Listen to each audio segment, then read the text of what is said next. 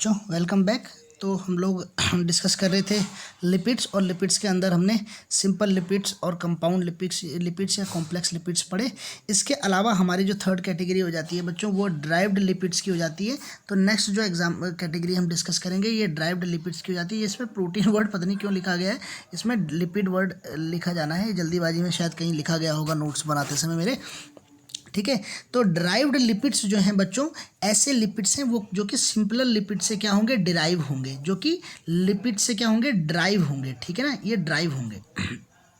ठीक है ना, इसका मतलब इनके अंदर कुछ एक केमिकल स्ट्रक्चर एक मतलब स्ट्रक्चर ऐसा होगा जो कि कॉमन होगा। तो इसके कुछ एग्जांपल्स पढ़ते हैं। ये दो कैटेगरीज हैं ड्राइव्ड प्रोटीन्स की या ड्राइव्ड लिपिड्स की। एक कैटेगरी है बच्चों स्टीरॉइड्स या स्टीरॉल्स, और दूसरी है टर्पिनॉइड्स या टर्पिनॉल्स। ठीक है ना, तो पहली वाली कैटेगरी को पहले पढ़ते हैं। स्टीरॉइड्स जो हैं या स्टीरॉल्स जो हैं ये क्या होते हैं, ये बनते हैं इस कॉमन स्केलेटन से। ये जो स्केलेटन यहाँ पे बनाया हुआ है इस कॉमन स्केलेटन से बनते हैं। इस कॉमन स्केलेटन का नाम है साइक्लोपेंटेनोफिनेंथ्रीन स्केलेटन। क्या नाम है इसका, साइक्लोपेंटेनोफिनेंथ्रीन स्केलेटन। देखो बच्चों ये 4 रिंग वाला स्ट्रक्चर है। ठीक है, इस 4 रिंग में से 3 रिंग तो क्या है, 6 मेंबर्ड है, और एक रिंग इसके अंदर क्या है, 5 मेंबर्ड है। तो 5 मेंबर्ड वाले का नाम साइक्लोपेंटेन हो गया, और बाकी फिनेंथ्रीन टाइप का स्ट्रक्चर है तो साइक्लोपेंटेनोफिनेंथ्रीन नाम पड़ गया इसका। ये स्ट्रक्चर आपको जनरली हर स्टेरॉइड्स में, हर स्टेरॉल्स में देखने को मिलेगा। यही स्ट्रक्चर आपका, इनका मतलब ये बेसिक स्केलेटन है, यूँ समझ लीजिए। तो इस स्केलेटन के बेस पे कौन कौन से स्टेरॉइड्स कहाँ कहाँ देखने को मिलते हैं उसके कुछ एग्जांपल्स देख लेते हैं। जो कॉमनली देखने वाले कुछ स्टेरॉल्स हैं उसमें से एक है प्लांट ओरिजिन से मिलने वाले फाइटोस्टेरॉल्स। फाइटो बच्चों वर्ड दिया जाता है प्लांट के लिए। ठीक है ना, जैसे फाइटो केमिस्ट्री, फाइटो मेडिसिन। ठीक है ना, तो ये फाइटोस्टेरॉल्स जो होंगे ये ऐसे स्टेरॉल्स होंगे जो कि प्लांट ओरिजिनेटेड होंगे। ठीक है, स्टिग्मा स्टेरॉल और सीटोस्टेरॉल इसकी इंपॉर्टेंट कैटेगरी है। इसके अलावा फंगाई से ओरिजिन होने वाले स्टेरॉल्स का नाम होता है एर्गोस्टेरॉल्स। तो एर्गोस्टेरॉल्स भी बहुत सारे होते हैं।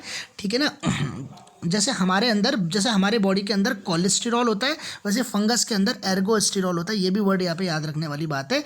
इसी तरीके से एनिमल के अंदर पाए जाने वाले स्टेरॉल्स के लिए एक और नाम दिया जाता है जूस्टेरॉल, और इसका एग्जांपल जो कि मैंने अभी आपको बोला कोलेस्टेरॉल है। कोलेस्टेरॉल एक बहुत इंपॉर्टेंट एनिमल स्टेरॉल या स्टेरॉइड है बच्चों। ठीक है ना, कोलेस्ट्रॉल हमारी बॉडी के अंदर बनता है लिवर में, ये बात भी आपको पता है, और कोलेस्ट्रॉल हमारी बॉडी के लिए बहुत इंपॉर्टेंट होता है, ये भी हमें पता है। क्यों इंपॉर्टेंट होता है पहले हम ये बता देते हैं। ये इसलिए इंपॉर्टेंट होता है बच्चों क्योंकि हम लोगों की बॉडी में जो स्टेरॉइडल हार्मोन्स बनते हैं उनको कोलेस्टेरॉल ही बनाता है। तो स्टेरॉइडल हार्मोन्स जैसे प्रोजेस्टेरॉन, टेस्टोस्टेरॉन, एस्ट्रोजन, इन सबको बनाने के पीछे किसका रोल है, कोलेस्टेरॉल का। और इसी तरीके से विटामिन डी जो बॉडी के अंदर सिंथेसाइज होता है उसको बनाने का भी रोल किसके कारण है, कोलेस्ट्रॉल के कारण है। तो कोलेस्ट्रॉल एक मतलब बहुत इंपॉर्टेंट मैक्रो मॉलिक्यूल है बॉडी के अंदर। मगर कुछ रिपोर्ट्स के साथ ये भी देखा जाता है कि जब हार्ट की कुछ प्रॉब्लम्स होती हैं तो उसको क्या बोला जाता है, भाई तुम्हारा कोलेस्ट्रॉल बढ़ गया।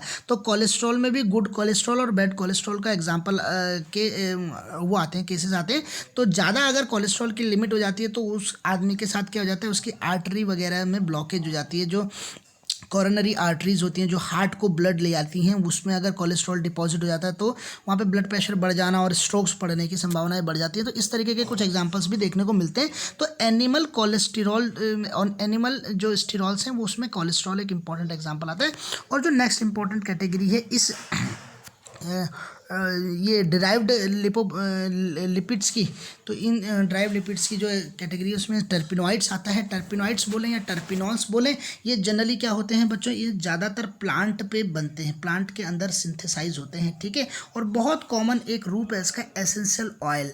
ठीक है ना, EO एसेंशियल ऑयल जो है ये वाला, ये इसका एक बहुत इंपॉर्टेंटली स्टडीड मटेरियल है। आपने परफ्यूम्स देखे होंगे, परफ्यूम्स, या इनफैक्ट आपने कभी देखा होगा कि किसी प्लांट में, किसी लीफ के अंदर, किसी फ्लावर के अंदर बहुत बढ़िया फ्रेगरेंस आ रही है तो आप कहते हैं भाई इसकी बहुत अच्छी स्मेल है, इसके अंदर बहुत अच्छी एरोमा है। तो वो एरोमा या वो फ्रेगरेंस जो होती है बच्चों वो उसके अंदर एसेंशियल ऑयल्स के कारण आती है। ये एसेंशियल ऑयल बहुत इंपॉर्टेंट होते हैं प्लांट के लिए। ठीक है, अगर मैं कुछ एक आध एग्जांपल बताऊं तो इसके एक एग्जांपल में आप मेंथॉल को ले सकते हैं। मेंथॉल के अलावा आप कैम्फर को ले सकते हैं बच्चों। कैम्फर के अलावा आपने लेमन ग्रास का ऑयल देखा है या जेरेनी ऑयल देखा है, बहुत सारे ऑयल जगह से यूकेलिप्टस का ऑयल देखा है, ये सारे के सारे जो हैं एसेंशियल ऑयल से बनते हैं। अच्छा, इसी तरीके से एक एग्जांपल और है, ये नेचुरल रबड़। नेचुरल रबड़ भी जो है टर्पिनॉइड्स का ही एक एग्जांपल है। इसमें ये भी मतलब इसी एक कॉमन यूनिट से बना हुआ है। अच्छा, इसमें एक कॉमन यूनिट है, उसका नाम है आइसोप्रीन यूनिट। आइसोप्रीन यूनिट मतलब ये C5H8 एक यूनिट है इसके अंदर। C5H8 इतने कार्बन और हाइड्रोजन्स की एक यूनिट इसके अंदर जुड़ी हुई है। ठीक है बच्चों, इसका नाम है आइसोप्रीन यूनिट, नाम है इसका। ठीक है, ये आइसोप्रीन यूनिट एक से ज़्यादा मतलब काफ़ी भी हो सकती हैं, पर इन्हीं के मल्टीपल में ही इनके मॉलिक्यूलर फॉर्मूले होते हैं, इनके फॉर्मूले। ठीक है ना, जैसे अगर हम एग्जांपल दें तो दो आइसोप्रीन यूनिट जुड़ करके क्या बनाती है, एक मोनोटर्पिनॉइड बनाती है। मोनोटर्पिनॉइड, ठीक है, मोनोटर्पिनॉइड बनाती है बच्चों, मोनोटर्पिनॉइड बनाती है। अगर चार आइसोप्रीन यूनिट जुड़ जाए तो वो डाईटर्पिनॉइड बनाती है, ट्राईटर्पिनॉइड्स, इस तरीके के एग्जांपल्स इसके आते हैं, टर्पिनॉइड्स के अंदर एग्जांपल्स आते हैं। ठीक है ना, इसी तरीके से रबड़ भी जो है ये आइसोप्रीन यूनिट का क्या है, पॉलीमर है। ये भी याद रखने वाली चीज़ है इसमें।